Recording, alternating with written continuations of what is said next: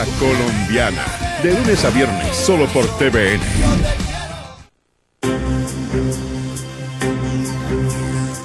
Bueno, algo comentábamos al comienzo del programa y ha estado muy presente por lo demás durante estos últimos días aquí en Vía Pública y en general en nuestro canal 24 horas.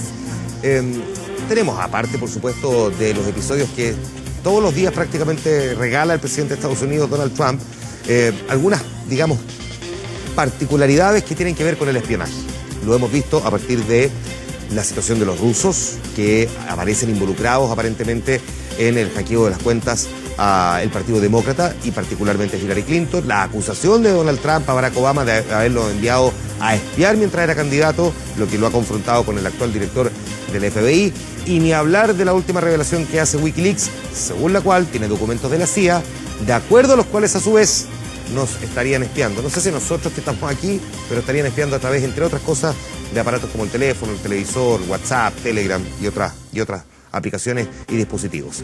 Vamos a hablar del momento en que estamos viviendo, de la revelación que hace Wikileaks, pero también nos vamos a aprovechar a mirar un poquitito más allá sobre el tema espionaje en términos generales, porque si se quiere espiar, el por qué se quiere espiar es una gran pregunta también. Siempre presente en nuestros análisis internacionales, Guido Larsson, analista internacional de la Universidad del Desarrollo. Guido, gracias por estar aquí, bienvenido, buenas noches. El gusto es mío. Javier Urbina, investigador del Centro de Estudios Internacionales de la Universidad Católica. Muchas gracias, Javier, por estar aquí. Bienvenido, buenas noches. Muy bien, buenas noches. Muchas gracias. También nos acompaña Mladen Yopo, doctor en Ciencias Políticas. Hace un tiempo ya que no lo teníamos aquí en el programa. Bienvenido nuevamente. Gracias, Mladen. Muchas gracias. Y también está con nosotros el doctor Walter Sánchez, académico del Instituto de Estudios Internacionales de la Universidad de Chile. Walter, muchas gracias por estar aquí. Gracias por la invitación. Voy a partir con usted. Primero, para despejar la duda, ¿uno puede dar por certeros que los documentos publicados por Wikileaks efectivamente son de la CIA? Porque es cierto que hasta ahora nadie ha salido a decir, sabe que sí, eran documentos de la CIA, pucha, me los puede devolver, pero al mismo tiempo, Wikileaks, hasta donde mi recuerdo y conocimiento me indica, nunca ha publicado documentos que después hayan sido desmentidos de que hayan sido efectivamente falsos. Estamos hablando de espionaje, y en el espionaje el arte de la deception, el arte de pitarse al otro, en términos simples. O sea, si yo logro pitarte a ti diciendo que yo entregué esta información y tú te tragas eso es un muy buen espía. Entonces, aquí hay una pitanza bastante bien hecha, bastante instalada. Hay una relación bien curiosa entre tres actores, yo creo que están metidos en este juego. Uno es el gobierno y sus distintas agencias, que a su vez pelean entre sí por tener protagonismo o por meter la mano en cuestiones que no les corresponde. Por ejemplo, ayudando a la campaña de Trump en algunos casos, desbaratando la campaña de la Hillary Clinton, el gobierno. Después está, por otro lado, todo el sistema de la inteligencia o toda la comunidad de inteligencia que tiene sus propios intereses, que si bien es parte del gobierno, actúa con cierta independencia.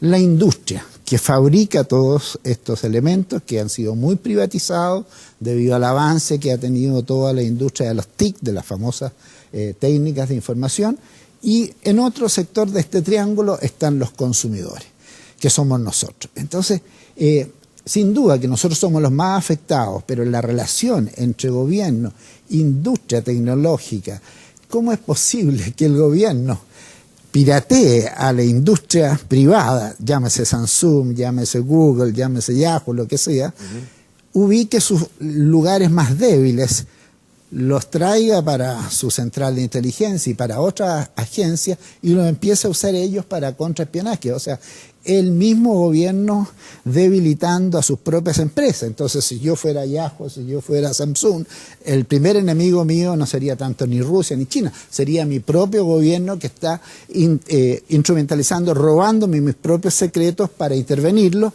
Y en ese sentido yo creo que va a haber una enorme revuelta de estas grandes instalaciones privadas, ¿no es cierto?, que son los que usufructan de los convenios con el gobierno, pero el gobierno ha sido desleal si es que la CIA ha logrado ver sus debilidades, vender estas debilidades, claro, o apropiarse de ellas. Ahora, entonces ahí hay tres... Esta empresa hasta ahora ha mantenido silencio. Voy a ir a ese punto en un momento más porque también hay que mirarlo desde la perspectiva de cuál es el impacto global.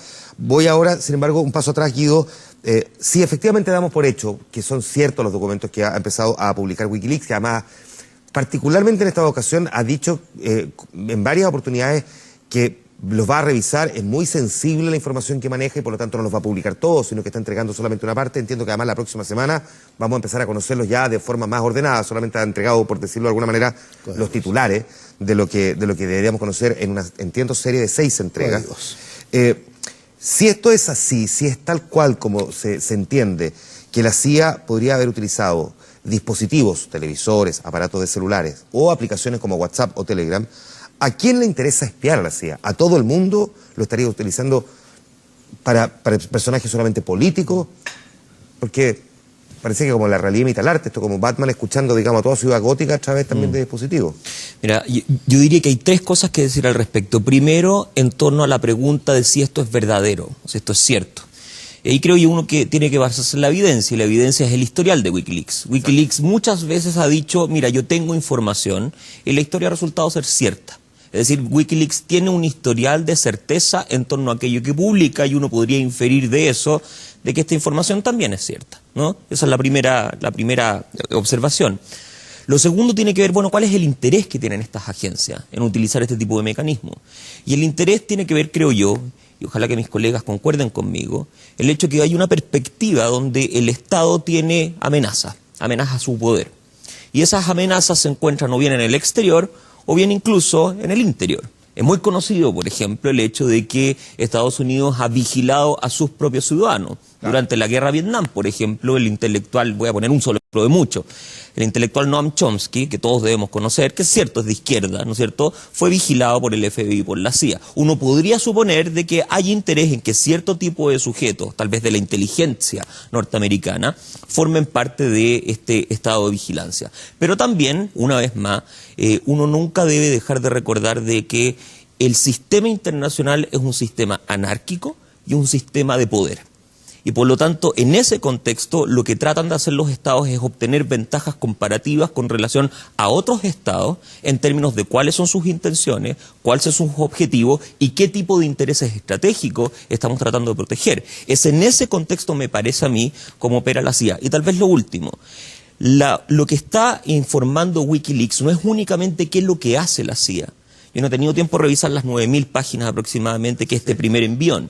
Pero también es muy importante entender de que acá hay código que cualquiera de nosotros con algún grado de capacidad sofisticada podríamos eventualmente instalar en nuestro propio computador y por lo tanto escucharnos mutuamente lo que escribimos o lo que hacemos en WhatsApp o en Telegram. Ese es el riesgo, creo. Voy a hacer esta pregunta, Javier. Yo sé que aquí ninguno de nosotros es experto tecnológico en estricto rigor, como para poder responderla, pero al menos voy a dejarla planteada como una figura literaria, pero la duda surge sobre si los documentos son tal cual como los cuenta Wikileaks, entre otras cosas porque una de las primeras cosas que me pasó cuando uno empezó a revisar parte de esos documentos, que tampoco he podido revisar esas 9.000 páginas, pero sí al menos el grueso, es que tuvimos el año pasado un gran debate sobre lo difícil que era desencriptar un teléfono celular, precisamente a propósito de un atentado que hubo en San Bernardino, que se trabó incluso en una disputa judicial entre el fabricante del teléfono, Apple, y un tribunal que decía, en ese celular puede haber potencialmente información que nos conduzca a otros terroristas que quieran participar de nuevos ataques en Estados Unidos. Digo, si era tan difícil desencriptarlo, y estuvieron meses pidiéndole a Apple para poder desencriptarlo, porque no había ningún experto en todo el gobierno de Estados Unidos para desencriptarlo, ¿cómo es posible que al mismo tiempo nos puedan estar espiando si yo dejo el teléfono ahí y que me estén escuchando mientras yo estoy haciendo esta pregunta tan larga?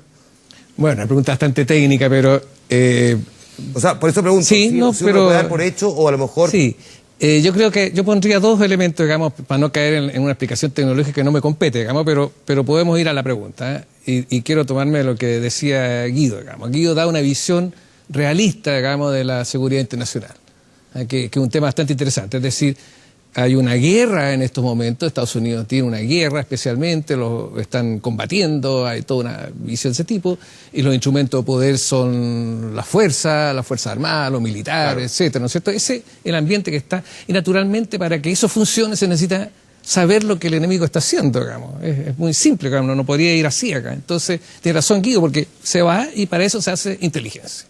Y esa inteligencia hoy día ya no es el espía el que va, sino que es esta que estamos viendo. Y aquí entra el factor tecnológico, uno de los elementos que mencionó Walter, que es muy importante porque el factor tecnológico permite que esto suceda, digamos. Y entre el ejemplo que tú colocas de San Bernardino hace un año atrás y hoy día ha pasado un mundo en tecnología. Y hoy, digamos, se pueden hacer cosas que antes no se podían hacer. Y esa tecnología está al alcance y puede haber. Y aquí, siguiendo con la pregunta, ¿será esto cierto o no? ¿Es posible que esto sea? ¿Cómo lo comprobamos? No lo podemos saber aquí, pero sí podemos entender lo siguiente. La dimensión del conflicto que el autor de estos tiene, supongamos Estados Unidos, los países poderosos o que están en esto, tiene un tiempo. Es decir, yo puedo obtener información hoy día, la ocupo, y esa información tecnológicamente que la pude descifrar y todo, ya mañana no me es importante.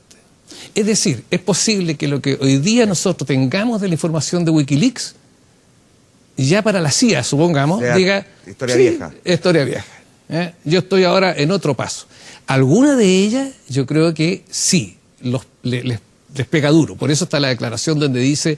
Estados Unidos no se preocupa, digamos. Esto es una traición, o esto afecta la seguridad de agentes que tenemos infiltrados, o cosas así por el estilo.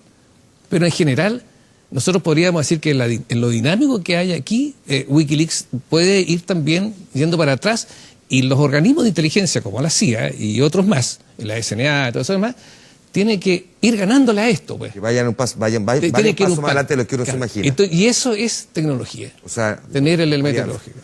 Porque además uno se empieza a perseguir, podría estar espiando a través de la juguera, digamos, mientras estamos pensando que nos espían. Claro, y cuando descubramos que es la juguera, nosotros ya no tiene ninguna importancia porque va a haber otra. Va a ser otra cosa. Claro.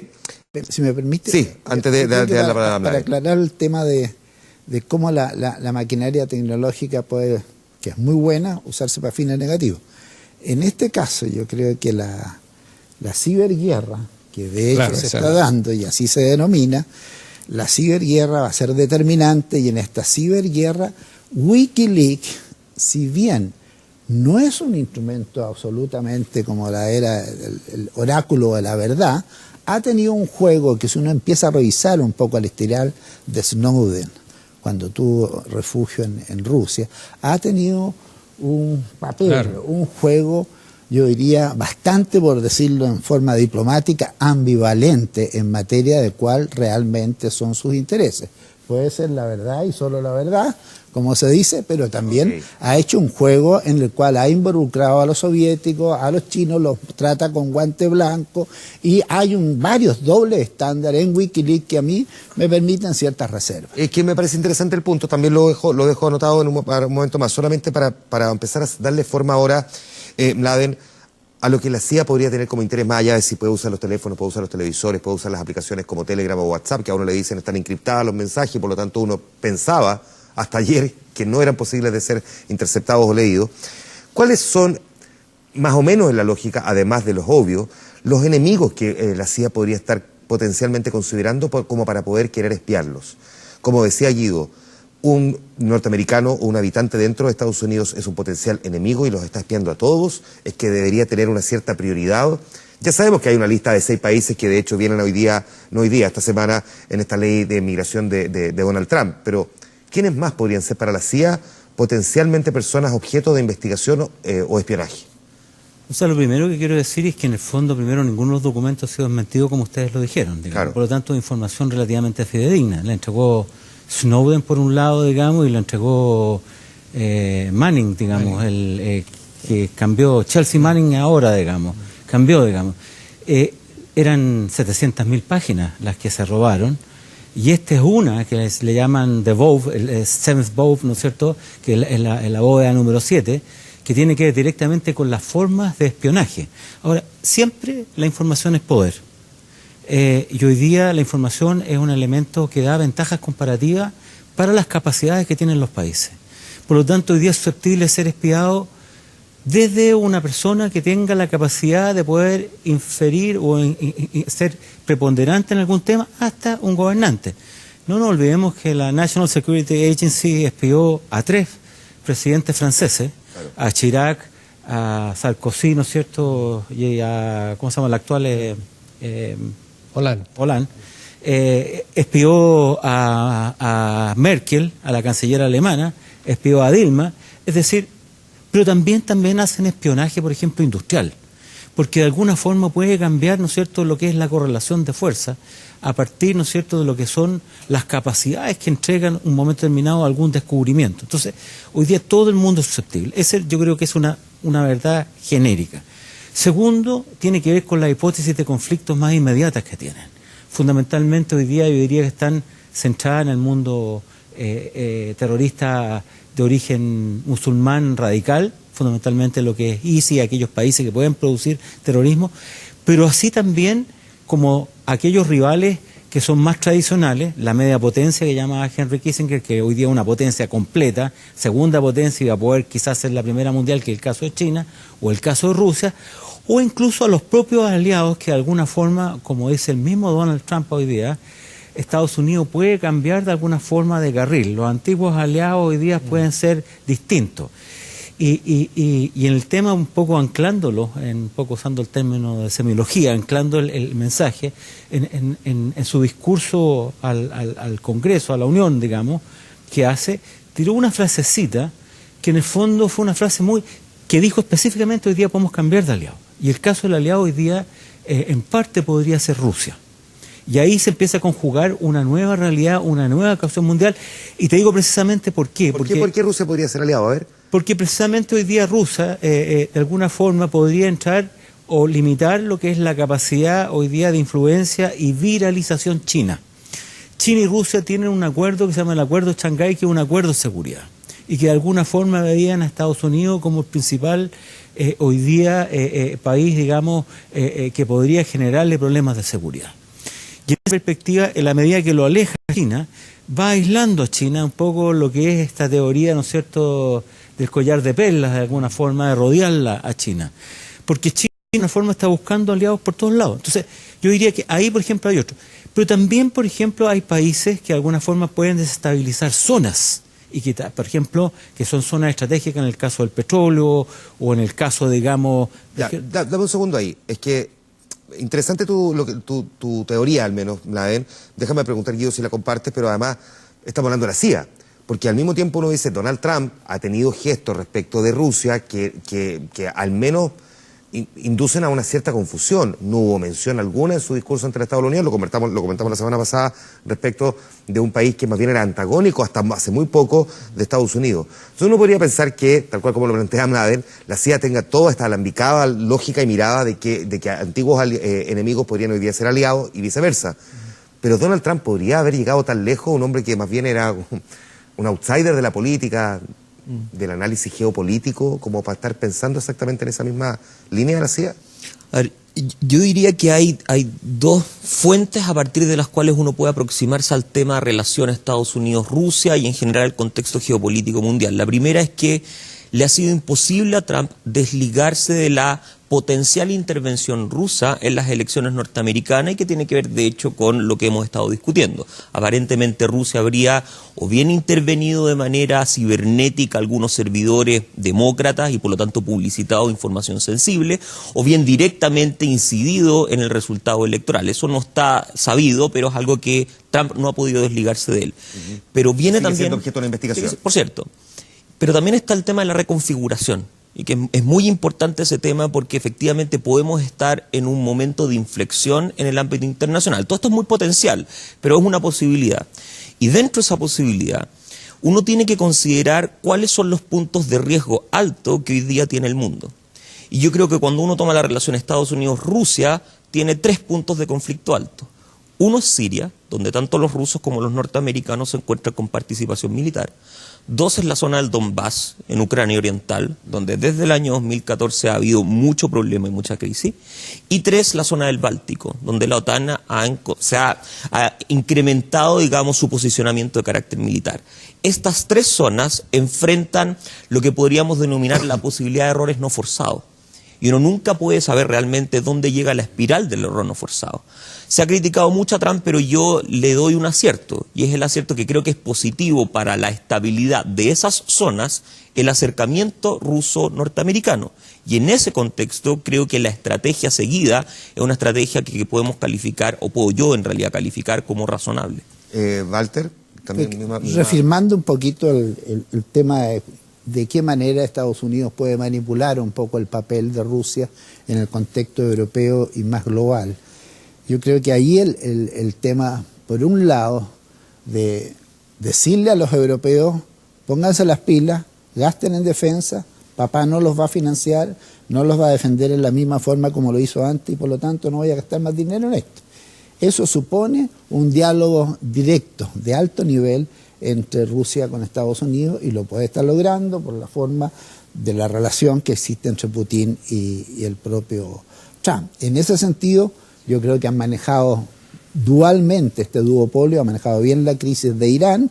Irán ha llegado a la mesa de negociaciones en materias nucleares y, por ejemplo, uno de los usos que tiene este tipo de inteligencia, ¿no es cierto?, es ver todo el problema de la diseminación nuclear, que requiere un alto nivel de sofisticación para poder penetrar los sistemas tanto de Norcorea como de Siria, como de los mismos aliados y por supuesto de Irán y de Irak en materia nuclear.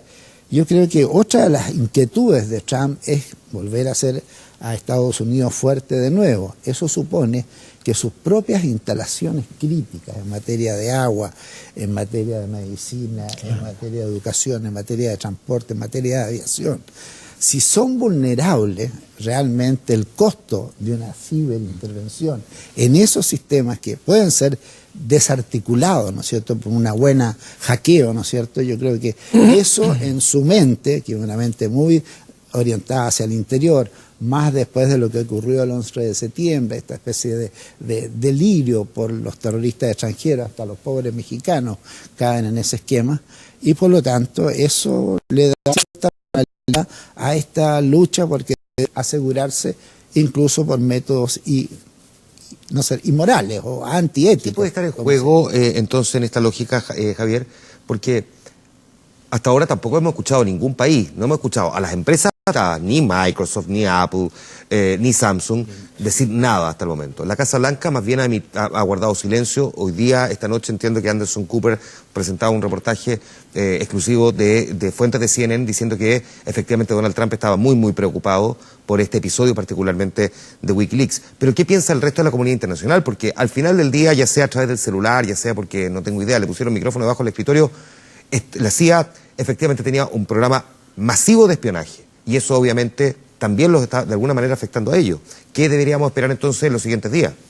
Claro, yo creo que esa cautela que se ven estos actores que tú mencionas se debe a que el panorama internacional, por lo mismo que se menciona aquí, no está resuelto.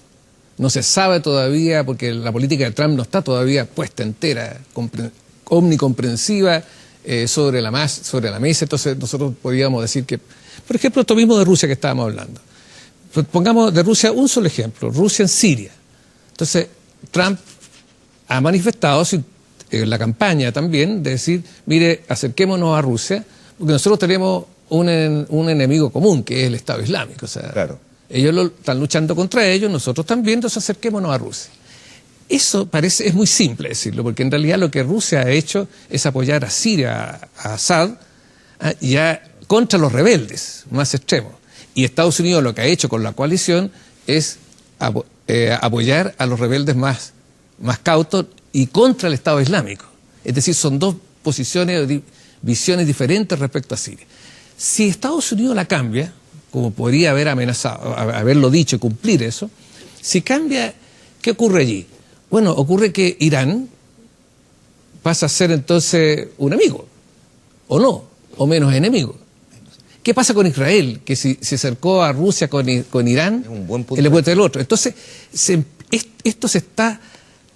este puro ejemplo de Siria, no estamos hablando ahora, hablemos de Ucrania, completo de quiénes el mar son Báltico. Los más cercanos y más Entonces, lejanos, claro. Si yo soy Microsoft o yo soy lo que sea, digo, tengo que ver, porque yo tengo interés también como Microsoft en todas partes del mundo, soy casi como el Estado, entonces tengo que ver qué es lo que está pasando y ahí voy a recién hablar.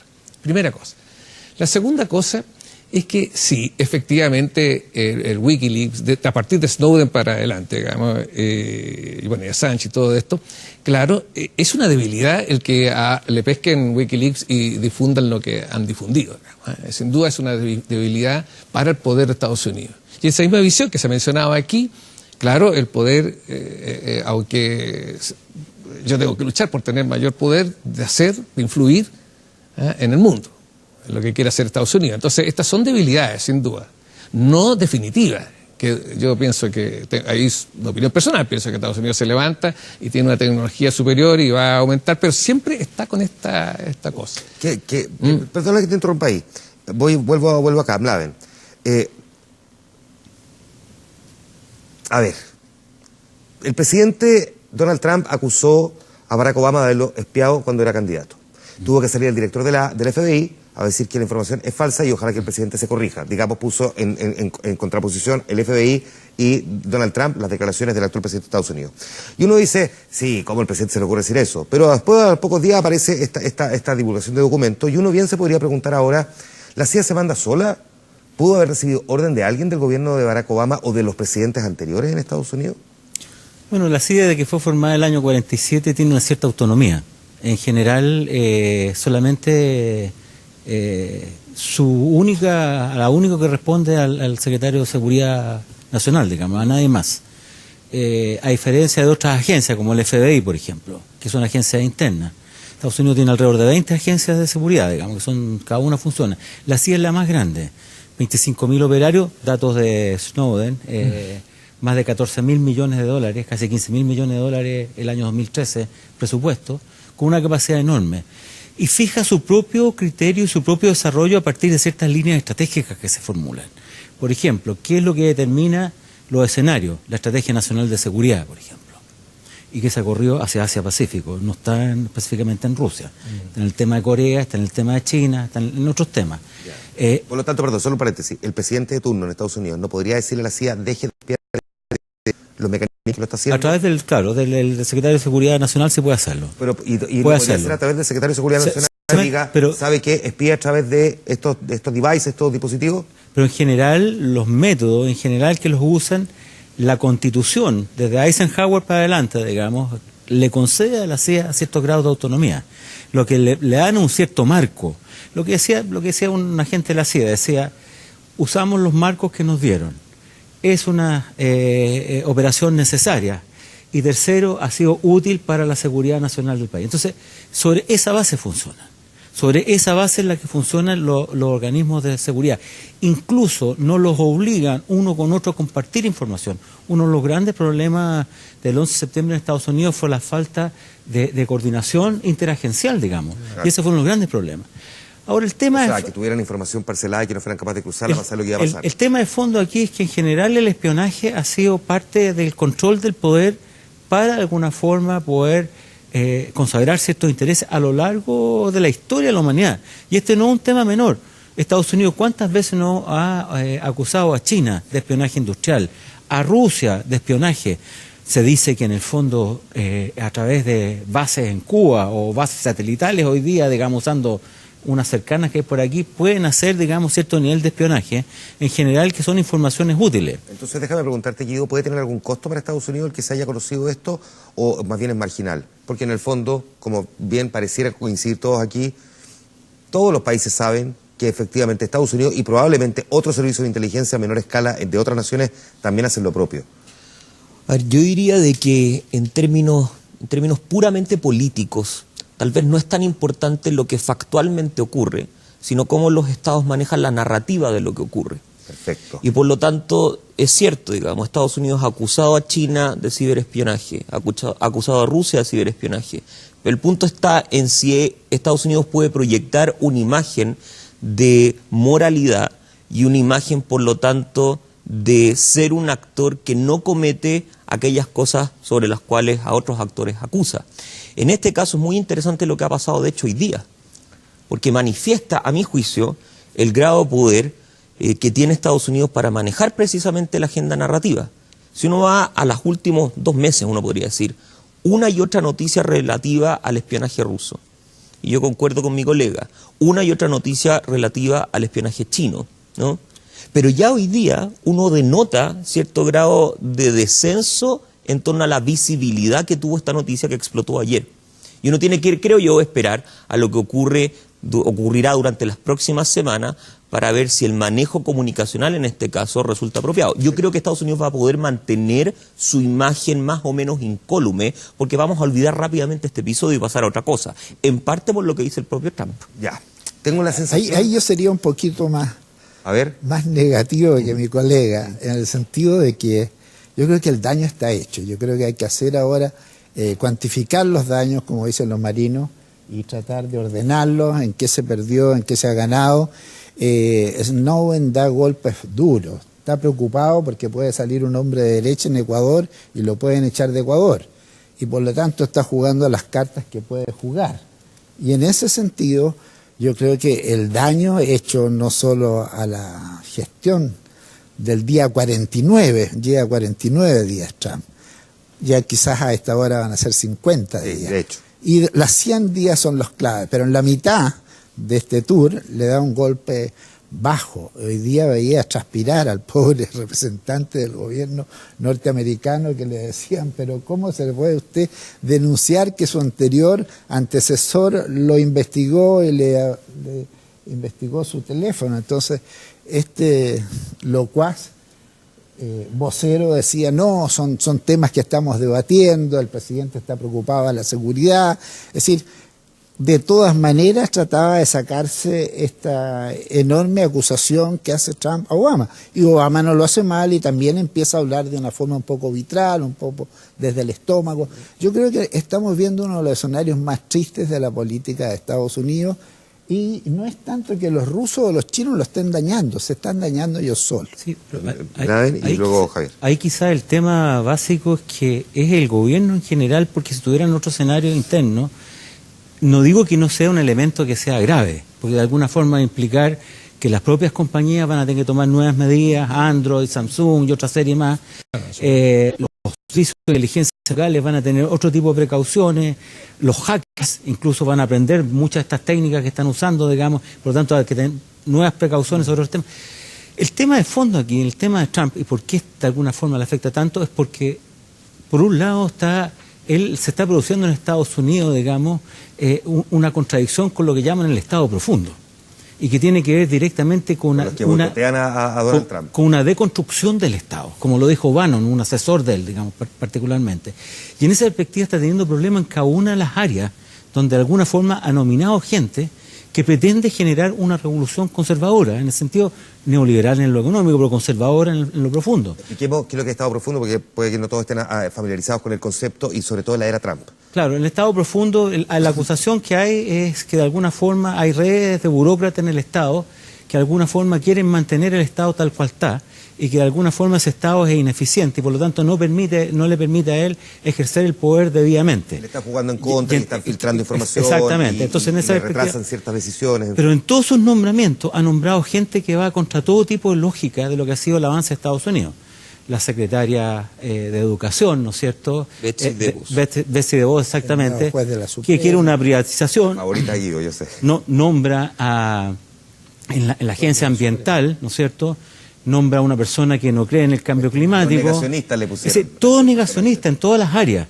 Entonces, de alguna forma, lo que van a deconstruir lo que ha construido el bipartidismo, porque ni siquiera es el partidismo, digamos, demócrata, sino el bipartidismo, a través de leyes de consenso, a través del Parlamento, a través de la historia, hoy día está tratando de alguna forma, cambiarlo en una concepción, yo diría, que enarbola mucho el nacionalismo, pero también tiene una vuelta al pasado de una autorreferencia. Y en ese sentido, ahí se ha estado pillando constantemente. Hay una editorial del New York Times muy interesante, que hay una crítica muy fuerte, que un poco dice que Trump no sabe gobernar, y que de alguna forma confunde los decretos con las leyes. La formulación de decretos con las leyes, y por eso también se ha parado mucho de lo que ha sido el ejercicio gubernamental.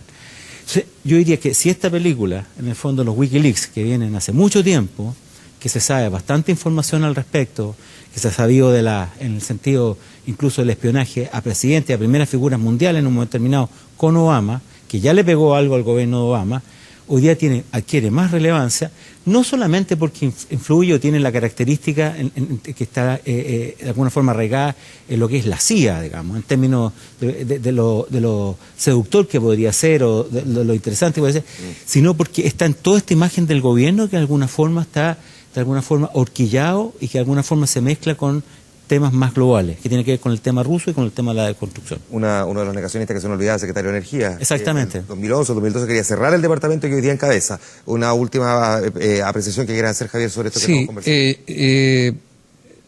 No, está bien, yo estoy muy de acuerdo con eso, solo que extendería para atrás un poco más porque Wikileaks y todo lo demás viene de antes, con otra idea de gobierno, digamos, o sea, con otra línea de gobierno. Así que ahora estamos en una línea larga. Segunda cosa, ¿por qué impacta tanto esto?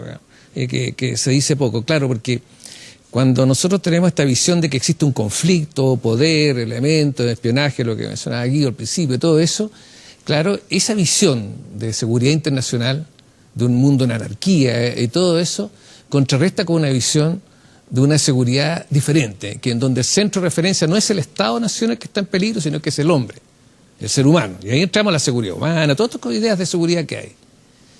Y naturalmente, si yo tengo un enfoque de ese tipo de seguridad más bien liberal, que está en esa cosa, es muy moralmente inaceptable de que yo espíe llegue a la privacidad del ser humano individualmente considerado.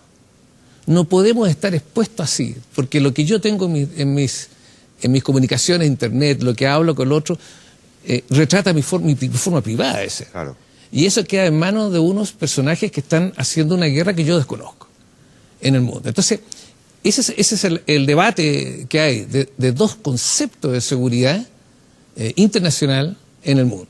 Y otra es el que está en guerra, ¿no es cierto? Que estamos viendo que está urgido por eso, salvar al soldado que está combatiendo, etcétera, etcétera, que no vaya a morir, necesitamos información de él. O el terrorismo que va a llegar encima y todo lo demás. Versus esta otra visión. Mladen, Guido, Javier, Walter, a los cuatro, muchísimas gracias. Temazo. Tengo la sensación, sin embargo, que los voy a tener que convocar esta semana cuando empiezan a aparecer ya los detalles de esos documentos que Wikileaks ha dicho que los va a entregar de una manera bien ordenada. Se me ocurre que se va a convertir en un tema 2017 de todas maneras. Gracias, Walter. Llegamos al día 50. Sí, efectivamente. Muchas gracias, Javier. Muchas gracias, Mladen. Gracias, Guido. Nos quedan temas por abordar todavía aquí en Vía Pública. Vamos a la pausa y ya estamos de vuelta con ustedes.